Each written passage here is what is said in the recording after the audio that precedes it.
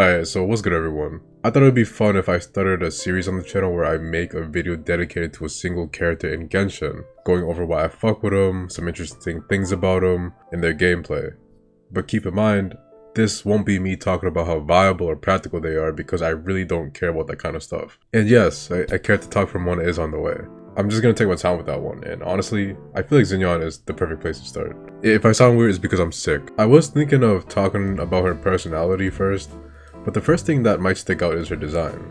She's very spiky, she looks very cool, and her skin is very brown. How often do we get a brown skin character that isn't from Xemeru, you know? I love her hair, her sharp eyes, and she does have Mona-like eyebrows, so that's always an immediate thumbs up for me. Also, one of my favorite running noises in the game. The drum on her back makes Foley sounds and stuff, and other characters have this shit too.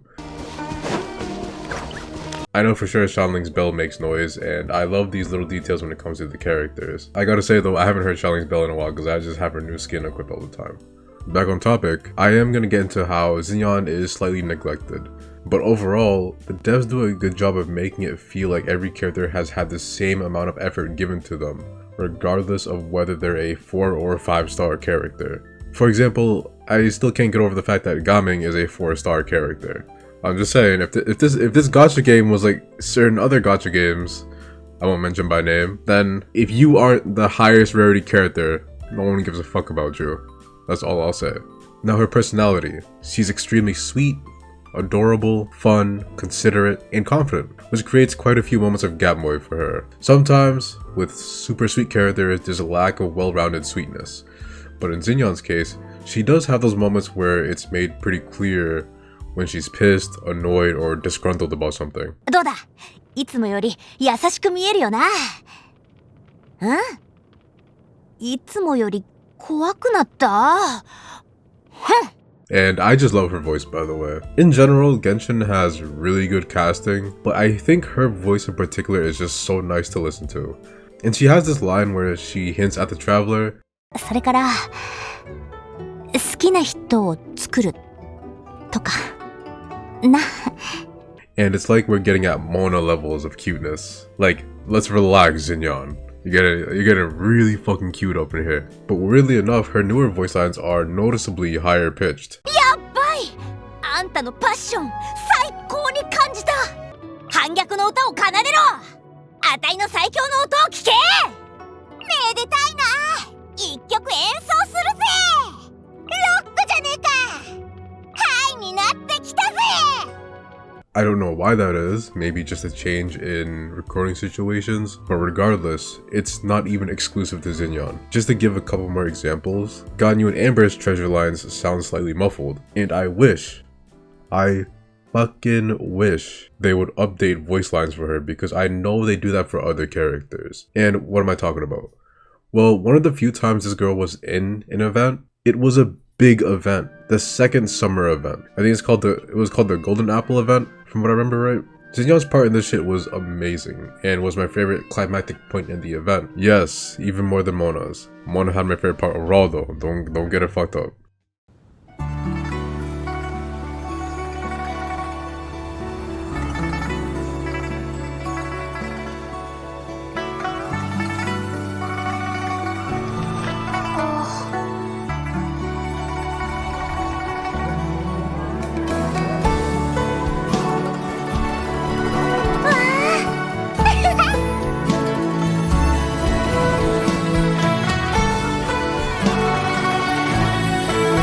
生きるあんたがこの合奏を気に入ってくれますように。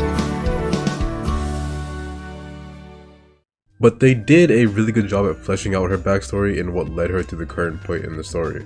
And she had great chemistry with the other characters, Kazuha, Fischl, and Mona. But in particular, her chemistry with Mona. There's this part where she tells Mona that she should sing. これを飲めば美しい歌を歌えるようになるんですか? She already is.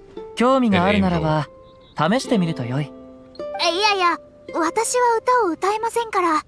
万が一聞かなかったら恥ずかしいじゃないですか。モナの声は綺麗だから歌に向いてるぜ。もしよければ拠点に戻ってから歌う時の呼吸法を教えてやるよ。え？本当にいいんですか？絶対に笑わないって約束してくださいね。もちろん、笑ったりしないさ。誰だって初めは、ゼロから学ぶんだから。はい。それじゃあ、試してみてもいいです。よし！じゃあその前に、泉の水をあいつの元に届けようぜ。Please, mihoyo, or hoyoverse, whatever the fuck you guys call yourselves now. You can't tease shit like that, then never follow up on it ever again. That's literally a 10 out of 10 idea, and it hasn't been followed up ever. I can literally see this shit in my head. How cute that shit would be. My heart would explode, but it'd be worth it. And because of Xinyan's personality, we get to see this rare side of Mona quite a few times throughout that event. So I would just love some more voice lines in reference to Mona, of course, Kazuha, and Fischl. Again, it's not like this was some small event either, and I'm pretty sure most events are canon anyway, so it wouldn't be out of nowhere or anything like that. But that's enough about that event, and about events in general, because Xinyan rarely gets to feature anyway. Another notable thing is that she's scared of frogs. I don't know why, and there's nowhere else to go with this information. It's just really cute.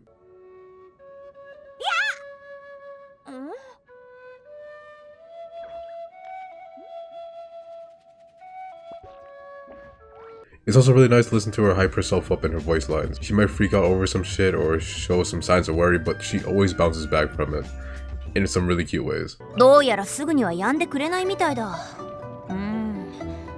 でもステージは延期しねえぞ。この天気の中でどう観客を引きつけるか。そうだ！猛吹雪の極限忍耐力ロック挑戦なんてやってみるのはどうだ？ Now, as far as teams go, Xinyan is versatile. I don't think she's amazing or anything, and what she brings to a team is gonna be decent at best in my experience.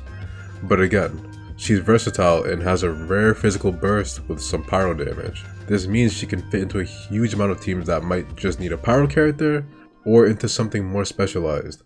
Like this team where the goal is to emphasize that physical burst through the superconduct reaction and giving her the blue flame set.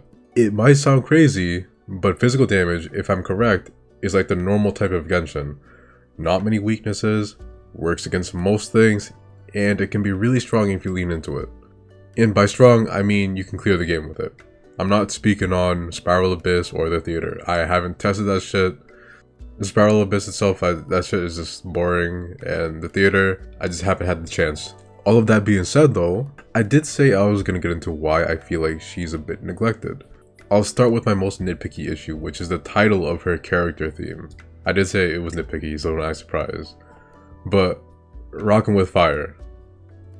Yeah, it's because she's a rock girl and she's a pyro character, if you couldn't tell.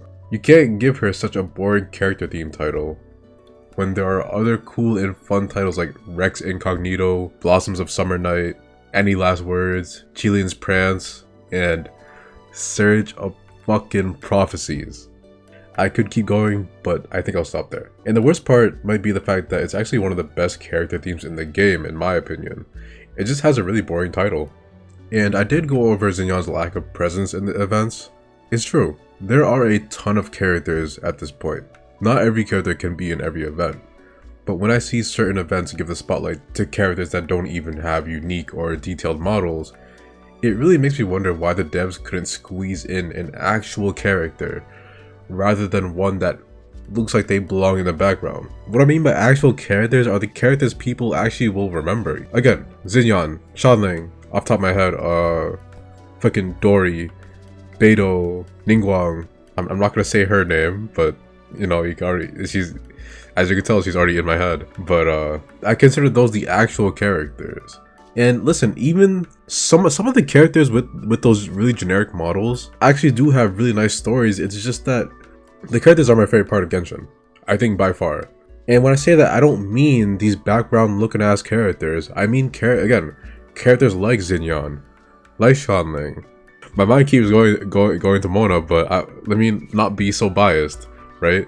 But yeah, I will acknowledge that certain characters like Dunzaryad, whatever her name was from Sumeru, is a pretty, she is a decent character, but that's in a vacuum. You start putting her next to like characters like Dea, who's right next to her the whole time in the story, or other Sumeru characters, you know, that were in the story, and it's not looking good for her, you know? And that's natural, right? Because clearly those characters are the ones that get the most effort. So why not make use of the effort that you put into them and try to squeeze them into events where you can? I thought about this in one of the more recent events where it's Yurica and Xalonen in Mondstadt. Really cool. I like both of those characters quite a bit, especially Yurica. Love her. But they were like two side characters that had the background character models. And it's just like you couldn't fit in, I don't know, maybe like Bennett or some shit. I don't know, just like any character that might be able to fit. I'm just saying, I'm infinitely more interested in a character like Bennett or basically any playable character in the game than I am with background looking ass character number 200. And again, I do understand that not every character can be a part of every event, right? Your favorite character isn't always going to be in the spotlight. That's not what I'm asking for. I'm just asking for like this. If you're gonna have a character in the spotlight, just let it be an actual character. That's all I ask for, right? It could be a character like fucking like Raiden Shogun where like I'm kind of indifferent towards her. Oh, watch out, he said it. Yeah, I am indifferent towards her. Well, I say that, but last time she was in an event, I actually really liked her. But basically what I'm saying is, it could be any character. I'm not saying it has to be Xinyan, you know? It could just be any character. Back on topic. Well, why not just make events that would suit characters like Xinyan? Funny enough, they've done at least one music event, and guess who got the spotlight? It wasn't Xinyan. It was fucking Ito. Listen, Ito's great. Anytime he's in an event, he really only adds to it. And I have to say this because if I don't say this, I'm gonna sound biased, right? You always need to do the compliment this thing before you start shitting on a thing, right? Especially if you upload to YouTube. But if there was one fucking time where Xinyan should have been the main character of an event, that was it right there. A music event. Xinyan is the music character, in my opinion. I know Barbara's got her idol thing going on, Venti's a bard, but to me, the one that's like the most in-your-face musician is Xinyan. I just feel like Xinyan has a ton of potential in cases like this, and it would be so ridiculously easy to capitalize on that. And you know how they be having those promo arts for music performances and stuff with the characters posing with instruments? I don't think Xinyan's ever been seen in one of those. I guess I got, you know, Xiaolin looking cute as fuck. You know, Xiaolin's one of my favorite characters in the game. But still, she, you know, I'd still rather be Xinyan just for the sake of consistency. Xinyan also doesn't sing at all in any of her voice lines. Now, that's not a necessity at all. You know, even if she's a musician, even if she's a singer, songwriter, whatever, that doesn't mean she has to sing in her voice lines. But when I hear Hu Tao and Barbara do it, it makes me wonder, why not Xinyan? Wouldn't she naturally be the top priority for having sung voice lines? Maybe at least just one, right? And a couple other small things. She also had that whole issue where I think it was her skill was bugged. I don't even know if they ever fixed that shit. But if they did, they really took their time with it, if I remember right. And she has that really whack-ass spin move when she does a charge attack. The spin just looks clunky and awkward, which might work if the character doing it wasn't Xinyan. So, I don't know, it just doesn't make any sense to me. It's a really ugly animation. I hate to say it because I know that sounds mean, but it just is. But at least it's not the spear spin move that Hu Tao has and Xiaoling has. That shit is so fucking bad. I don't know how you could add that one to the fucking game. Especially Hu Tao. Hu Tao's a fucking 5-star. I get it. Hu Tao's a quirky girl. She's fucking weird. It suits her. I mean, it's not completely out of character for her. But god fucking damn, she's a 5-star. It's just not a very interesting animation for a fucking 5-star. But that's really it. In case you couldn't tell, Xinyan is one of my favorite characters in the game, and a good start to the first character talk. Now, this was fun to make, besides the fact that I had to throughout the first recording. This is the second one. If only a certain someone didn't, you know, have such an issue with talking off of bullet points without going, like... There's another thing I kept on saying that really pissed me off when I was trying to edit that shit down until I gave up. It's so fucking bad. But like I said, there's more on the way. I have notes written down for about 7 other characters right now, and it really is a nice way to speak on these characters that I love without doing it on some tier list. It's just hard to talk about a character like Beidou extensively on our cutest characters tier list because, first of all, it's a tier list. You know, you can't spend 10 minutes talking about how cute a character is on a tier list like I did that one time every time one comes up. But the other reason being, it's also because Beto is more of a cool and strong kind of character with some cute moments sprinkled in.